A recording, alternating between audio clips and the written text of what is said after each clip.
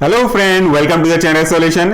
आज मैं आपसे एक ऐसी किताब के बारे में बात करने वाला हूं जो आपके काफी काम आएगी। अगर आप B.Pharm से 8 सेमेस्टर में हैं या फिर आगे अगर आप जॉब की तैयारी कर रहे हैं तो भी आपको काफी काम आएगा। Not only in this too case, बल्कि अगर आप किसी इंडस्ट्री में काम कर रहे हैं, पर्टिकुलर सेक्शन में काम कर रहे हैं, प्रोडक्शन के अलावा, जैसे इसमें मार्केटिंग इंक्लूडेड है, तो ये आपके काफी काम आएगा। इस टॉपिक को समझने के लिए, इस किताब को समझने के लिए एक छोटा सा एग्जांपल हम कंसीडर करते हैं। अगर मैं आपसे पूछूं कि आपने टीवी देखते देखते कई बार विज्ञापन देखा हुआ होगा, कई एकदम साधारण होते हैं, कई बहुत बकवास होते हैं, लेकिन उनमें से कुछ कुछ ऐसे जो विज्ञापन के वीडियोस, उनकी थीम होती है कि आप उसको देख करके बोलते हो यार, इस विज्ञापन काफी अच्छा है। चाहे वो मेंटोस का हो या किसी और विज्ञापन हो, उसमें कुछ लॉजिकल चीजें रहती हैं। उसमें मेंटोस वगैरह में आपने देखा कि इवोल्यूशन ऑफ लाइफ, यानी कि एक आदि मानव से कैसे हम डेवलप इंसान तक बने हुए हैं, इसकी पूरी लाइफ दिखाता है। वो एजुकेशन होने के साथ साथ इंटरटेनमेंट भी है और वो बड़ा अच्छा लगता है लोगों को। इसी तरीके से हैप्पीडेंट का भी विज्ञापन है, जहां पे आप देखते हो कि वो दांतों की रोशनी से रास्ता रोशन कर रहा है। तो ऐसे क्रिएटिविटी होती है।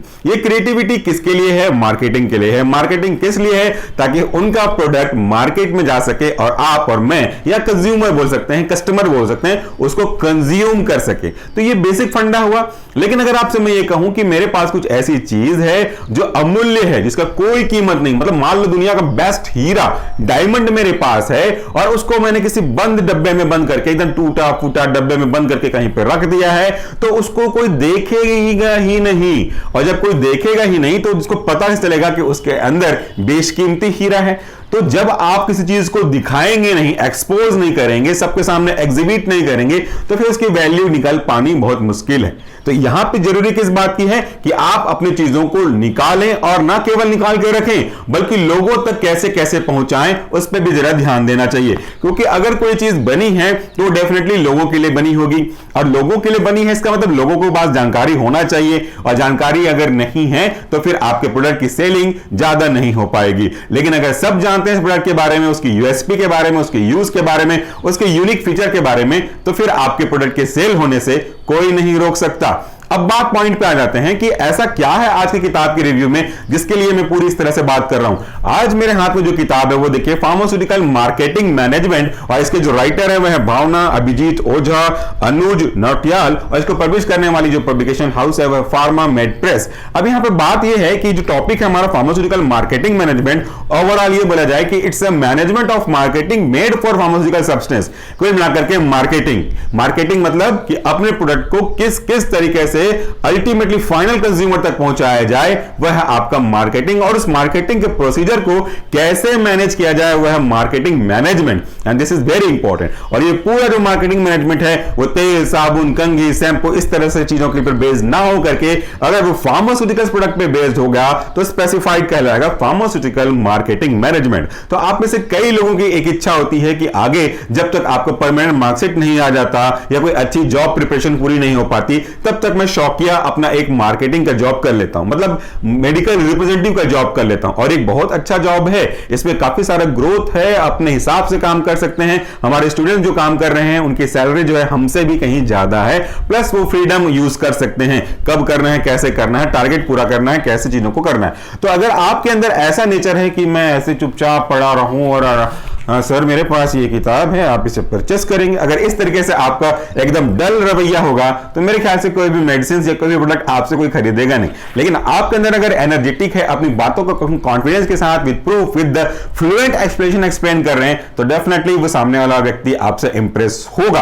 हो सकता है कि वो आज परचेस ना करे, लेकिन आपकी बातें उसके अंदर दिमाग में है, और कभी फ्यूचर में उसको उस चीज की जरूरत पड़ी तो या तो वो आप ही को करेगा और आपसे वो प्रोडक्ट को परचेस करेगा। इस तरह से हम चीजों को रख सकते हैं। ये केवल एक एग्जांपल है, लेकिन इस मार्केटिंग में कई चीजें इन्वॉल्व हैं। It is represented by medical representative, but यहां पे अगर हम बात करें तो कई चीजों के अंदर इसको यूज कर सकते हैं। अगर आपके मन में कोई प्रोडक्ट है और आपने प्रोडक्ट को बनाया, प्रोडक्ट को बन जाने के बाद उसको मार्केट में लॉन्च करने से पहले क्या आप स्ट्रेटेजी फॉलो करोगे? आपने कई टीवी सीरियल्स में देखा होगा कि छोटा सा झलक दिखा दिया जाता है, जल्द आ रहा है ये, तो वो आ रहा होता है 1 महीने पहले से बोलता रहता है, आता 1 महीने बाद। तो इससे क्या होगा? Suddenly all of the sudden अचानक से लॉन्च तो करेगा नहीं, 1 महीने पहले आपके दिमाग में वो डाल रहा है कि there is something going on, वहां कुछ आने वाला है। तो आपके मन में एक क्यूरियोसिटी डेवलप रहेगी, भाई आज आने वाला है, चलो देखते हैं कि आज क्या आ रहा है। तो वो कियोस्क जनरेट कर दिया, वैसा ही अगर जब आप प्रोडक्ट डेवलप करते हैं तो कोई भी प्रोडक्ट मार्केट में टीवी पे आ जाता है कि ये जल्दी आने वाला है,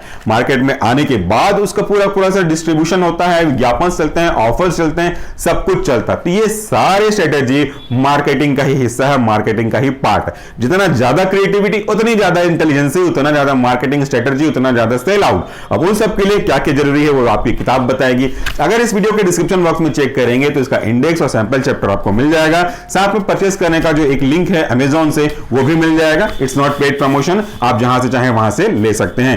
कंटेंट के बारे में बात करूं, ब्रीफिंग तो है पहला चैप्टर आपका marketing, what is marketing, definition of marketing, general concept and scope of marketing, direction between differentiation between marketing and selling, क्या क्या चीजें हैं उन सब यहां से आप देख सकते हो। सेकेंड चैप्टर है प्रोडक्ट डिजाइन, प्रोडक्ट डिजाइन कैसे करना है, प्रमोशन कैसे करना है, फार्मास्यूटिकल मार्केटिंग चैनल्स कहां कहां पे आप प्रमोट करोगे, टीवी पे, यूट्यूब पे, फेसबुक पे, पब्लिक पे, पोस्टर पे, किस किस तरीके से चैनल के थ्रू आप अपने प्रोडक्ट को मार्केटिंग पे डालोगे, ये बहुत इंपॉर्टेंट है। और उसके बाद प्राइसिंग की प्राइसिंग किस बात पे डिसाइड होती है। अगर मैंने कोई चीज 2 रुपए में बनाई है और उसको पूरा मार्केट में खर्चा करते करते करते वो चीजें 5 रुपए में हो गई हैं, तो क्या प्रोडक्ट को मैं 2 रुपए में बेचूंगा? नहीं, प्रोडक्ट को पूरा ओवरऑल यूनिट अगर देखोगे, जब 5 रुपए मेरा खर्चा हुआ है तो मैं तो 5 रुपए में भी नहीं बेच सकता, वरना क्या प्रॉफिट होगा आपका। तो आप उस पर कितना प्रॉफिट लेना चाहते हो उसके हिसाब से प्राइसिंग डिसाइड होती है और प्राइसिंग के हिसाब से वो मार्केट में जाती है।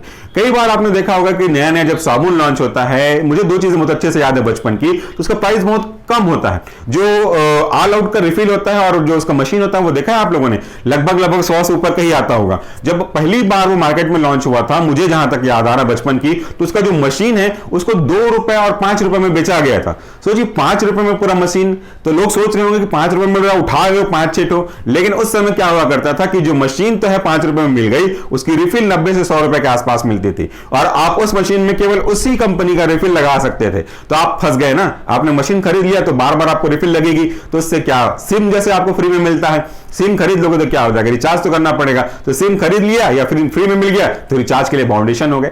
ये सारी स्ट्रेटेजी का हिस्सा है मार्केटिंग के रेस्पेक्ट में। तो मार्केटिंग क्या है, कौन कौन से फैक्टर हैं जो मार्केटिंग को अफेक्ट करते हैं, चैनल कौन कौन से हैं, बेनिफिट कौन कौन से हैं, आपका एडवांटेज ऑफ मार्केटिंग सजेशन क्या क्या है, इन सब के बारे में आपको आज की किताब बता देगी। और इस किताब को बहुत आसानी से पढ़ा जा सकता है। इवन मैं भी इसको पढ़ चुका हूं कुछ पॉइंट्स को समझने के लिए। मार्केटिंग हमें भी करना पड़ रहा है चैनल्स के बारे में, तो उसके लिए कोई जानकारी अगर आपको चाहिए, थोड़ा बहुत बेसिक नॉलेज आप यहां से ले सकते हैं। यह आपको बी फार्मेसी के 8th सेमेस्टर में इलेक्टिव सब्जेक्ट के रूप में भी यूज होगा और आगे के कैरियर को ध्यान में रखते हुए उस कैरियर को शेप करने के लिए भी यह किताब यूज होगा। हालांकि छोटी किताब है बट इस सब्जेक्ट के रिस्पेक्ट में काफी यूजफुल है। 200 के आसपास पेजेस हैं, तो एक ब्रीफिंग नॉलेज आपको मिल जाएगा, एक पाथ मिल जाएगा जिसके ऊपर डिटेल कॉन्सेप्ट आप लगा सकते हैं। तो आज के वीडियो के लिए छोटा सा वीडियो था, इतना ही। Thank you so much for watching this video. नमस्कार, टेक केयर।